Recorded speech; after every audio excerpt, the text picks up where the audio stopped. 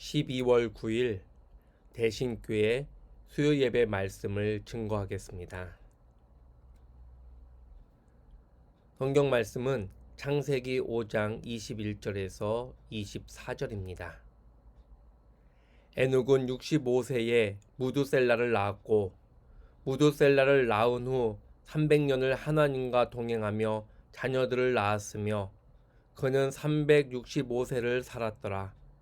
에녹이 하나님과 동행하더니 하나님이 그를 데려가심으로 세상에 있지 아니하였더라. 아멘. 오늘은 창세기 5장 21절에서 24절에 나와 있는 에녹의 삶을 통해서 하나님과 동행하는 믿음에 대한 말씀을 나누고 은혜를 받으려고 합니다. 동행이라는 단어는 친구 또는 부부 간에 많이 사용하는 일상 언어입니다. 서로 다른 환경 속에서 성장한 남녀가 일평생 함께 살겠다고 다짐하면서 동행이라는 의미를 부여합니다. 또한 교회에서는 세례를 받은 후 예수님과 함께 믿음으로 살겠다고 고백하는 신앙 언어로서 동행을 이야기합니다. 창세기 5장 아담의 족보를 보면은 죽지 않고 하늘로 올라간 에녹의 이야기가 나와 있습니다. 항상 하나님과 동행한 에녹은 오늘을 살아가는 우리에게 신앙생활의 모범이 됩니다. 오늘은 에녹은 어떻게 하나님과 동행했을까에 대한 의미를 생각하면서 은혜를 받도록 하겠습니다. 에녹이 하나님과 어떻게 동행했을까요? 그 첫 번째는 경건한 믿음으로 동행했습니다. 에녹은 경건한 믿음이 있었기 때문에 300년 동안 하나님과 동행합니다. 경건하다라는 것은 구별된 삶을 살았다는 겁니다.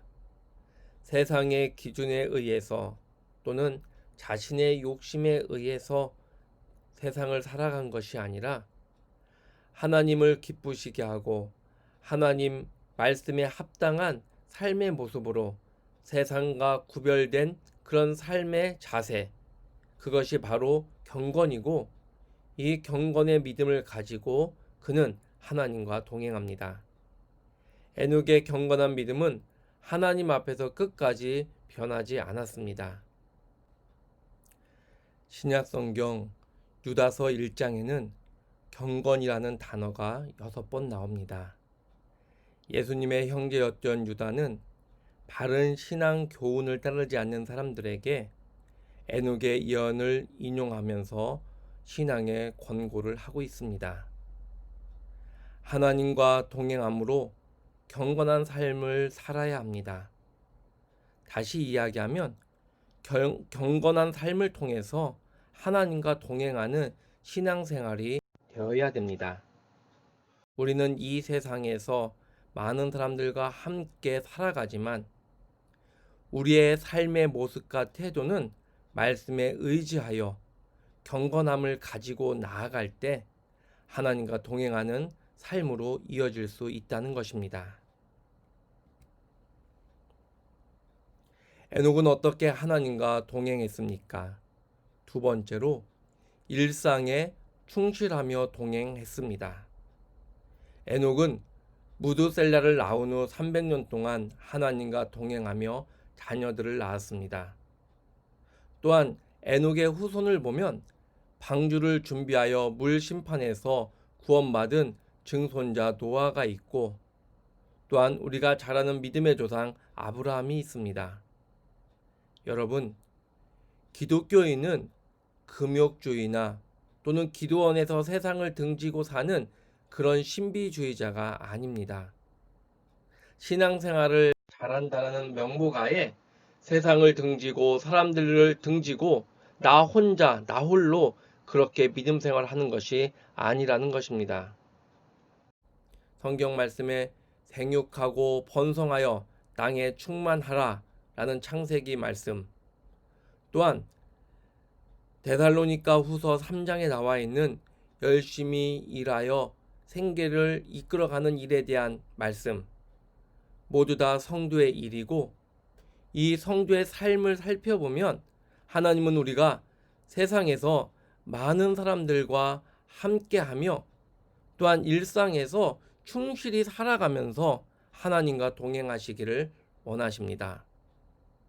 여러분, 여러분의 삶은 어떤 자리에 있습니까? 우리 모두 생활 속에서 하루하루 많은 사람들과 관계를 지으며 살아가고 있습니다.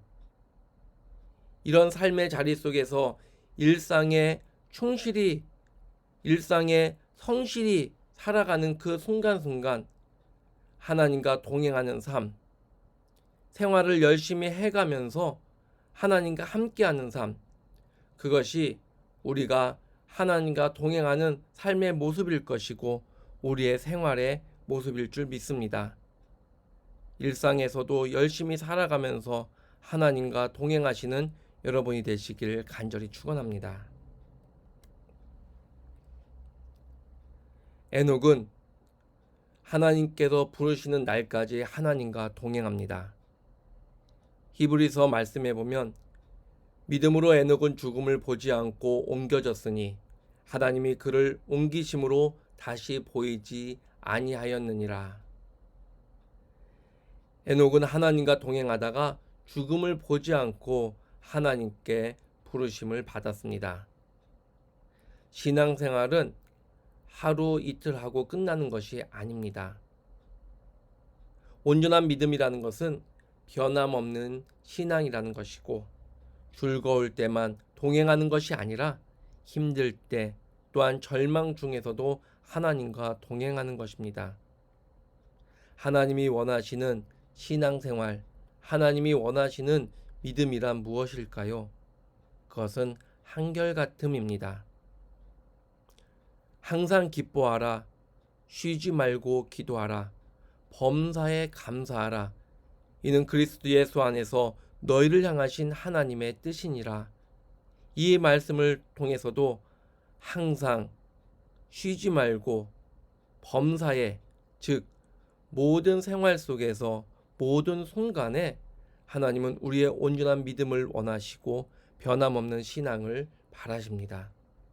여러분, 하나님께서 부르시는 그날까지 변함없는 신앙생활, 온전한 믿음으로 하나님과 동행하시기 바랍니다.